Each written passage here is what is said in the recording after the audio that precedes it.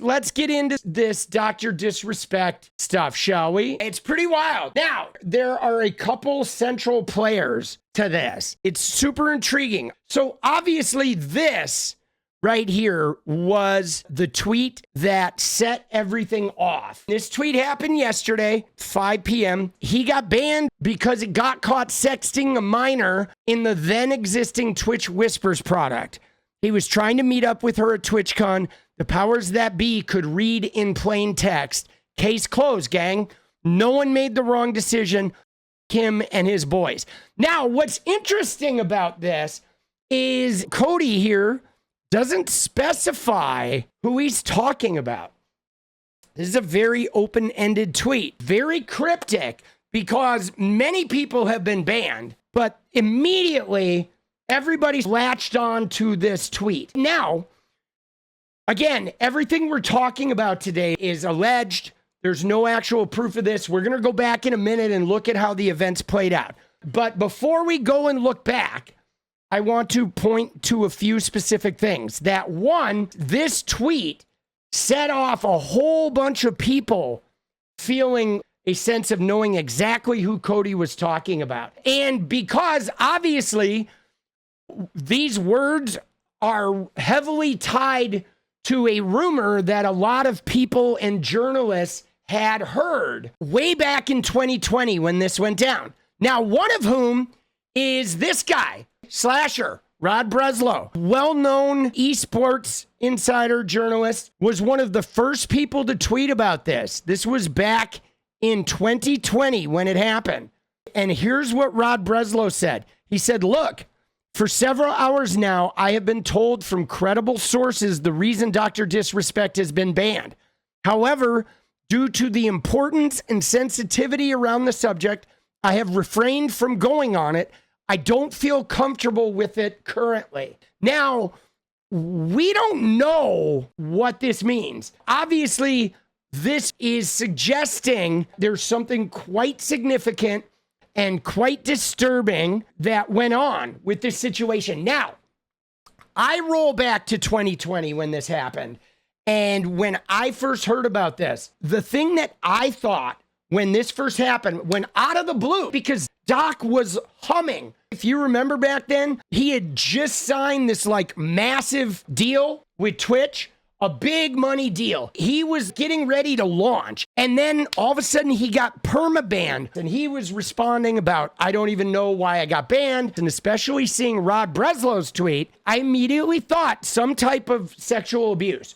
Okay, the reason being is because whenever there is a permanent and final slamming of the door of somebody major like that, somebody that big, that wealthy, that powerful in an industry, and everybody is mum, normally it's like charges or something like that. That's immediately where my mind went to.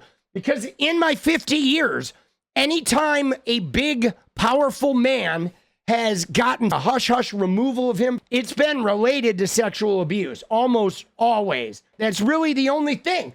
Monetary fraud, breaking laws, beating their wife even is not a huge deal. Infidelity, nobody cares, right? So obviously there was something big, but Rod not feeling comfortable with it and the importance and sensitivity around the subject, obviously there was something here special about this case. Now, right after Cody Connors tweeted this, 5:24 p.m., 6:13 p.m., within an hour, 45 minutes later, Rod Breslow tweeted, I didn't lie. That's what he tweeted.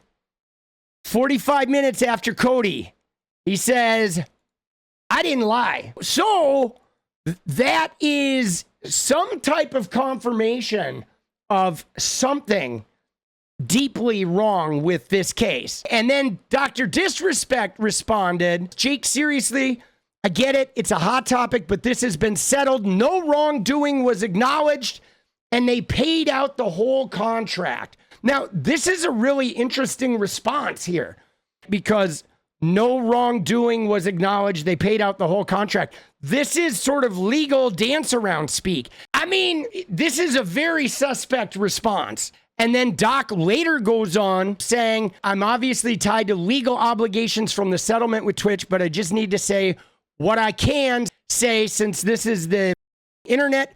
I didn't do anything wrong. All this has been probed and settled. Nothing illegal. No wrongdoing was found, and I was paid.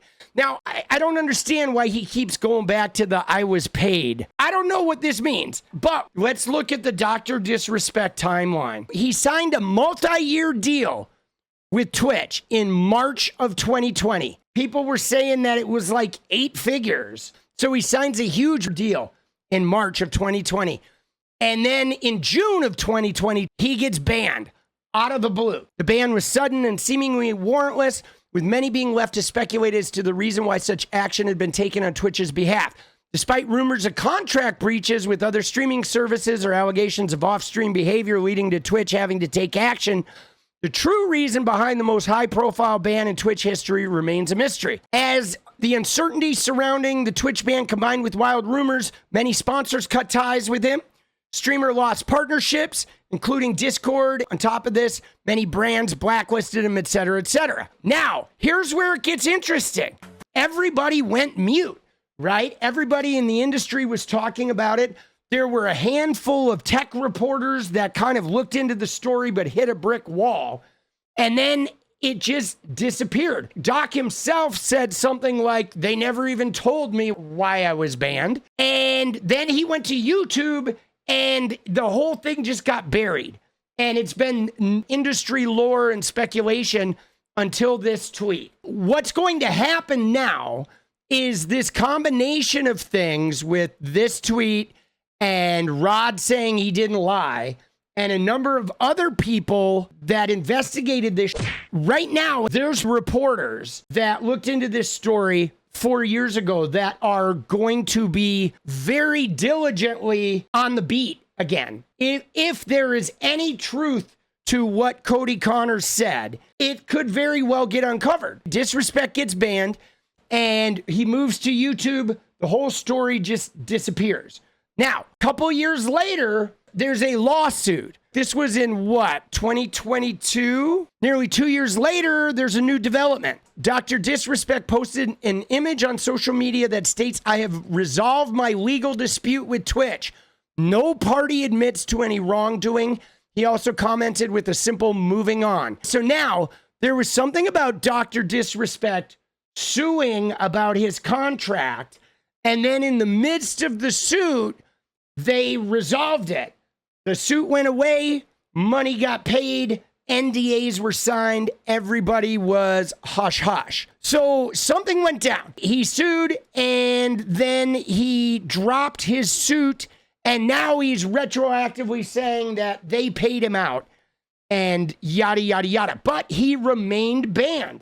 Now, I did see a little something where somebody at one point had said something about how Doc had been negotiating with YouTube or something like that, or he had, shared some private information with YouTube trying to get a YouTube deal or whatever, but it's not really believable. He signed his deal in March. 2 months later, he wouldn't be trying to get a better deal from YouTube. That doesn't make any sense. So there was obviously something with Dr. Disrespect and Twitch. And again, like we said, that it was something that people in the industry had heard from credible sources why he was banned, but for some reason they didn't feel comfortable sharing the story. Now, this is what's so murky, is because why wouldn't they share the story unless, maybe Twitch had some kind of hand in this? You know what I'm saying? If it was as cut and dried as simply, him being involved with a young person, unless there was some way that Twitch had been negligent that had led to what went on with Dr. Disrespect, Twitch would have no reason to really bury it, right? I mean, I don't know, other than, the idea that Twitch is being used to groom underage girls. Sure, that wouldn't look good for Twitch. But, so Rod is really interesting here because he put a link to this blog. Rod said, this is a good blog. and some insight into myself, because I don't know if you guys remember, but Rod Breslow sort of stepped away from esports journalism, and he made some comments about Dr. Disrespect and this whole thing having something to do with his stepping away. And now he references it here with this blog from Mikhail Klementov at the Washington Post. In 2020, Dr. Disrespect, Guy Beam, was one of the biggest personalities on the live streaming platform Twitch, both in terms of viewership and the tone of his content. Beam affected a macho persona, decking himself out in tactical gear, Oakleys, and of course, black wig. He was over the top in every way. A March 2020 feature in The Verge, written about Beam on the occasion of his signing an 8-figure exclusivity deal with Twitch, opened with the sentence, "Violence becomes him." Just 3 months later, Beam was permanently banned from Twitch, a precipitous fall in what had looked like a breakout year for the streaming star. In the world of gaming, this was among the top stories of the year. The only problem? Nobody involved would say why exactly Beam had been banned. Now, that's really unusual that nobody ever said. 4 years later, nobody ever said. And it just got swept under the rug. And that's really monumental for something to be that tight-lipped. We don't know what it is. We don't know if that Cody Connors guy is like accurate, but obviously for it to just go to dead silence, no transmission, radio silence, we know that it was something extraordinarily significant. At the time, I was an editor at The Launcher, Washington Post video game and esports vertical. Of course, we were chasing the story. Beam had been poised to be the face of Twitch just as the platform was approaching its all-time high in terms of viewership hours. But Twitch declined to respond to our questions and requests for comment, saying only that the platform reserved the right to take action if a streamer acted in violation of our community guidelines or terms of service. I helped broker an interview between Beam and one of Launcher's writers, but that too yielded little insight.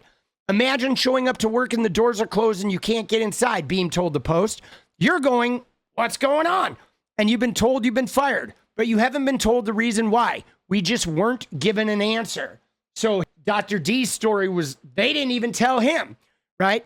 On Friday, the public got an illusory first glimpse at the rumors surrounding Beam's ban. Now, what's interesting about this is this guy obviously is a Washington Post reporter. So this guy had heard these types of rumors.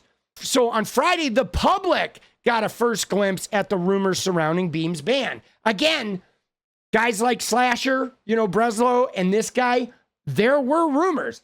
Again, with me, I'm not even in the rumor mill, but my thing was I was thinking, sexual assault, right? Something significant like that.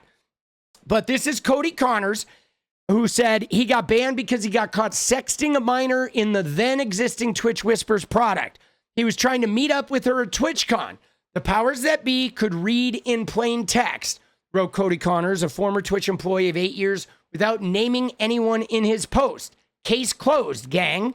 Okay, for the purpose of this newsletter, I'm treating every rumor/implied connection/allegation as just that, rumored, implied, and alleged. We still don't know anything for certain.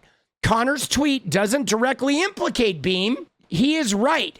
Connor's tweet, if I read this, I wouldn't jump to Dr. Disrespect. If I had read this just out of context, this could be about any number of people that have been banned from Twitch. It didn't mention him specifically. However, Connor's tweet doesn't directly implicate Beam, though Beam later took to Twitter to say no wrongdoing is acknowledged. But even before Beam responded, and this is big, even before Beam responded, everyone in the replies seemed to know who Connors appeared to be alluding to. The responses from journalists, industry insiders, and gadflies also seem to suggest that behind the scenes, some kind of alleged impropriety relating to a minor had been the going theory for some time. Okay, we're going to go look at those replies in a minute. And I can say that this is not the first time I have heard basically this explanation, nor is it the second or third, tweeted his former Launcher colleague, Nathan Grayson. So without revealing anything else in order to protect sources, This is Nathan Grayson. He's a reporter, formerly with the Washington Post. Without revealing anything else, I can say that this is not the first time I've heard basically this explanation, nor is it the second nor third.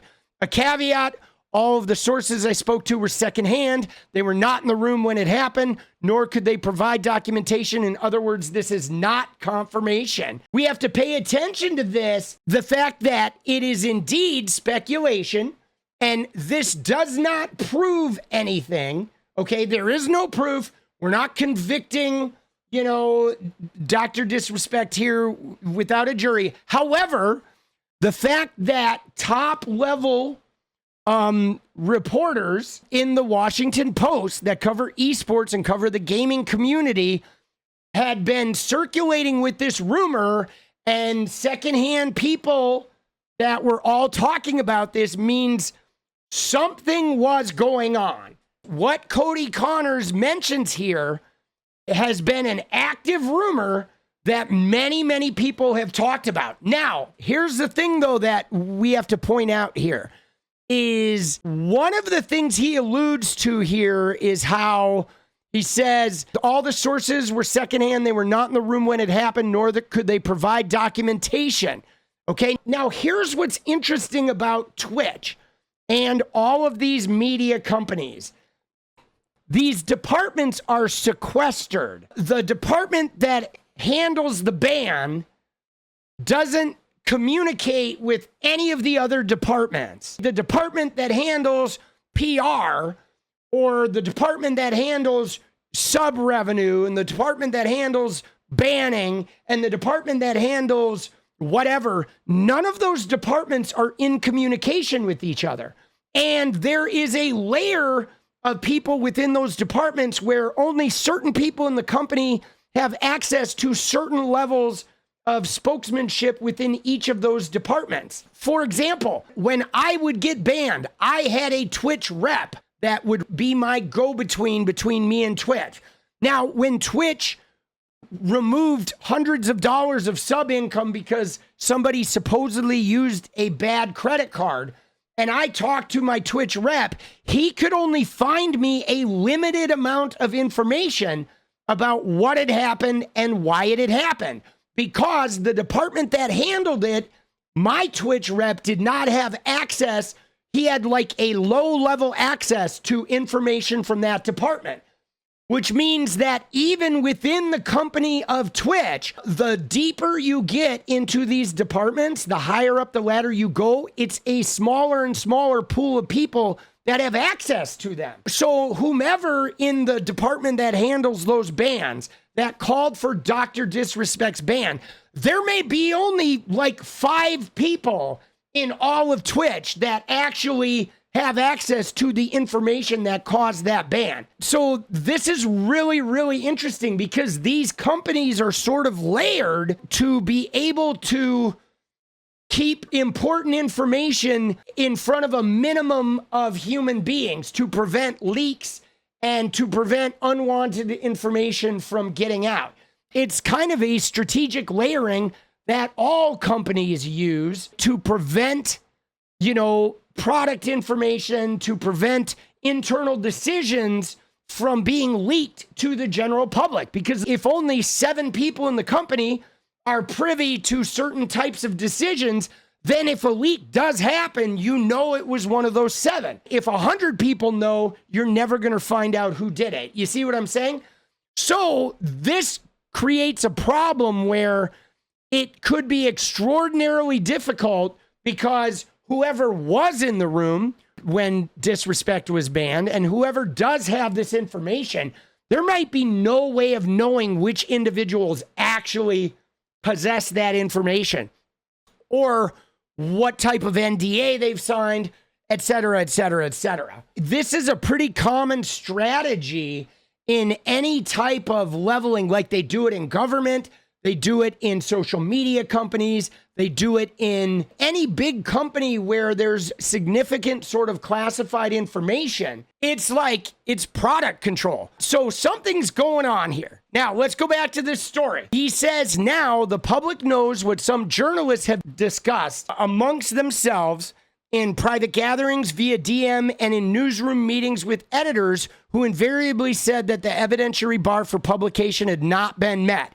Is that a good thing? So now this writer, Mikhail, is saying that many journalists had been discussing these allegations for a while, and they'd had many discussions with editors, okay, and just simply had not had the evidentiary bar being met, which means some type of hard copy or somebody who was in the room firsthand who would go on the record or go off the record in such a way that would force more information coming from the company. Now, here's where it gets deeper, though. Slasher's tweet on the subject of the evidentiary bar is legendary, and that's this tweet from Slasher. Look, for several hours now, I've been told from credible sources the reason he's been banned. However, due to the importance and sensitivity around the subject, I've refrained from going on it. I don't feel comfortable with it currently. Now, here's where it gets interesting. On Friday, Breslow appeared to draw a link between what Connors had posted and the important and sensitive subject Breslow had tweeted about 4 years ago. And that was where he returned today saying, I didn't lie. Now, you ready for this? After Rod Breslow said he didn't lie, he says, contact me at my signal. In 2020, however, Breslow's tweet became a minor meme in the universe of people who might care about Dr. Disrespect. And among those who sought an opportunity to get in a jab at Breslow, who can be prickly and acerbic online. Not all my conversations with Breslow have been on good terms. Breslow, who had previously been a prolific leaker, had come across a story that he couldn't seem to crack. The public wouldn't let him forget it. Breslow briefly withdrew from social media. In 2022, he told me that the credible sources posts still weighed on him. Now, this is really important. Breslow said, I cannot continue my professional career until I release a story about Doc, Breslow wrote in a message to me. He described himself as experiencing something like executive dysfunction.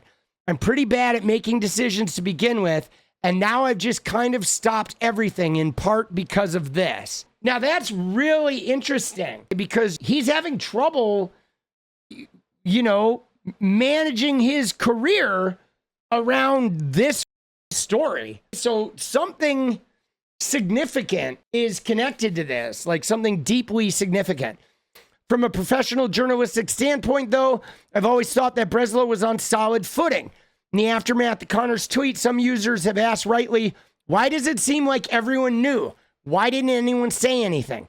The truth is that inasmuch as it may seem the story has advanced, we're really still on square one. There's a reason what we think we know came in the form of a vague post. Every journalist wants to be the one to nail this story if it's true, but not a single one has gathered the requisite sourcing to make it happen. What does that mean? For a story like this to feel airtight, a journalist would want to talk to multiple sources with direct insight into what happened when Beam was banned. It's likely, however, that the group that made Twitch's decision regarding Beam was small and tight-knit, probably the highest security clearance level at Twitch, and them alone, where people could keep that silent. People in those positions often don't see any upside in speaking with press, and indeed fear the risks, professional blowback, legal issues, etc., that might come with revealing internal secrets. A lot of this is like, you got to understand how this works, because not only is it important for them to, be tight-lipped, maybe there's legal consequences, but it's about hiring too, right? Because if somebody leaks something at Twitch, one of those higher ups, no other company will hire that person ever. If you're at the top level of Twitch, if you want to work at Google, you want to go work at Facebook, you want to go work at Microsoft, the first requirement is that you need to zip it, okay? Once you don't zip it, it all crashes down. And before a journalist can even have a conversation with such a source, they have to find that person. In a company like Twitch, which is owned by Amazon, identifying and then reaching the stakeholders who were involved in such a momentous decision is a huge task in and of itself. And this, again, goes back to that problem of layers, because in a company like Twitch, in these social media companies, you don't even know who has that information. And what's interesting is it's not always the people you think that know, right? Like, look at Dan Clancy, the CEO. He probably does not know. I shit you not. I would be willing to bet money that Dan Clancy, the CEO, does not know the answer to this. And you know why? Because if he knew, it could affect his interactions with the public. A lot of times, the actual CEO will not know those pieces of information. It's like certain deeply classified information the president won't know.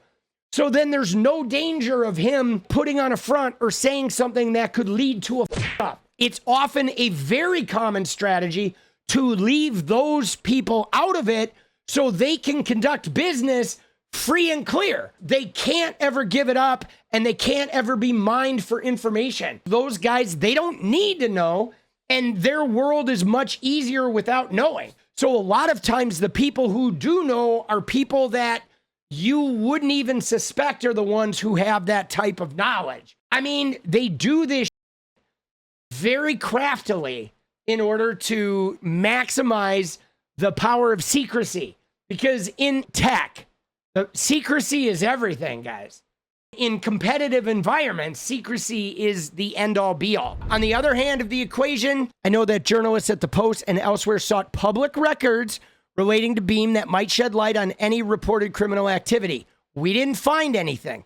Journalists who say they knew or heard something in the aftermath of a big public revelation or accusation aren't showing off. If anything, their knowing should be treated as a statement of humility, even if it doesn't look like one at first blush. I couldn't get this, they're saying. I was working on it, but I couldn't get it over the line. You are welcome to believe that the intentionally vague tweet from a former Twitch employee implicates popular streamer Dr. Disrespect. Read whatever you'd like into Beam's very careful phrasing that no wrongdoing was acknowledged. I did not watch Dr. Disrespect content before, and I don't intend to start now. Still, one ambiguous tweet falls far short of the standard journalists aspire to. I don't have reason to distrust Connors, and I don't mean to impugn his integrity here. But if I were on this beat now, I'd be looking for another direct source. With any luck, the furor around Friday's tweet will inspire the press to redouble its efforts to finally deliver the truth. So that's where we're at. We don't have any real information. There's a lot of speculation, but I guarantee you right now that many, many reporters are looking into this thing. And Rod Breslow is one of them. He's kind of opening up for business. Now, let's look at some of these comments and see what people are saying about this. My memory is really bad because this was like 2 years ago, and I was in Outpost buying a minicopter. Okay. And I remember someone saying, Dr. Disrespect got banned from Twitch because he was messaging underage girls on Twitch. Wait, what? We're about to learn all about the DMCA process. And this guy, Cody, is the former account director of strategic partnerships at Twitch, claiming to reveal why Doc was banned at long last. And it's, yeah. So this guy is a writer from Forbes who is kind of vouching a little bit here, commenting about how high up Cody Connors was, account director of strategic partnerships. That's pretty high up there. This is the guy, Mikhail, whose blog we just read. That sound you hear is dozens of reporters tweeting. I worked on this story for years, and he tweeted it out. Look at this guy, Cody, coming out of journalism retirement with the biggest story in gaming of the past few years. I'm so glad we at ESPN never acquiesced to Dr. Disrespect's PR people's bullshit by giving him a softball interview where they requested we not talk about it in summer 2021. So even when he was being interviewed a year later, his PR people were requesting that they not talk about it. That's very interesting. Now, here, you ready for this? Check this out. What if, and now, again, this is just speculation, okay? This is just speculation, guys. But what if the sexting was to Dr. Disrespect? What if Dr. Disrespect was trying to meet up with an underage girl, and that girl sent a nude photo of herself in whispers to him? So therefore, Twitch whispers allowed CSAM to be sent over their platform to Dr. Disrespect. Now, that would be something where Twitch would have caught him involved in sexting and banned him. But if they transmitted CSAM from the underage girl to him, it would be a benefit for that to never get out. You see what I'm saying? That is really interesting. If he was arranging a meetup with an underage girl in a whisper at TwitchCon and she sent him a naked picture of herself and she was like 14, that's one of those things that Twitch might bury that, because that would have ended Twitch. Letting CSAM go through their message client, that would be the end, bro. If that happened, that could have ended their service. That would have been a huge no-no. There's another one who says former strategic partnerships at Twitch, talking about it publicly for the first time with numerous other sources co-opting the info. It's basically been the industry rumblings for some years now, and also why neither party has publicly addressed it. So you see what I'm saying? A lot of people are now talking about this. Now, this is going to be super interesting because obviously reporters now are going to investigate this. Now my thing is Dr. Disrespect sued Twitch for banning them, and then Twitch settled out of court, and they both said no wrongdoing. So obviously, for him to say this, there's a possibility that Twitch had some responsibility in this. And again, my guess would be that maybe Twitch Whispers had carried CSAM, and that I could see the company just burying, just absolutely shelving. But we don't know. We don't know if we're ever going to find out about this. Obviously, some reporters are absolutely digging into this as we speak. That's how it works, guys. It's either a nationwide story or it's an NDA thing where everybody is mute and it just simply goes away and gets scrubbed from the internet. So what we do know about Dr. Disrespect is something really big happened, and it was something that was big enough that there was some liability with Twitch potentially. And that's why they completely shelved it and paid him off. Everybody signed NDAs. And it just went away. And I'll be honest with you guys, digital silence is very telling. When both sides of an equation mute up about a really serious thing and millions of dollars exchange hands, when digital silence happens like that, something's going on, okay? Things don't get scrubbed and cease to be talked about unless it's a very, very big deal. And there may be somebody in Twitch right now contemplating being a whistleblower, or somebody in Dr. Disrespect's organization somewhere that is contemplating being a whistleblower right now. And I don't know what the truth is, but I do know that it's bombshell, because they essentially tried to erase it from collective memory. So we're going to find out, man.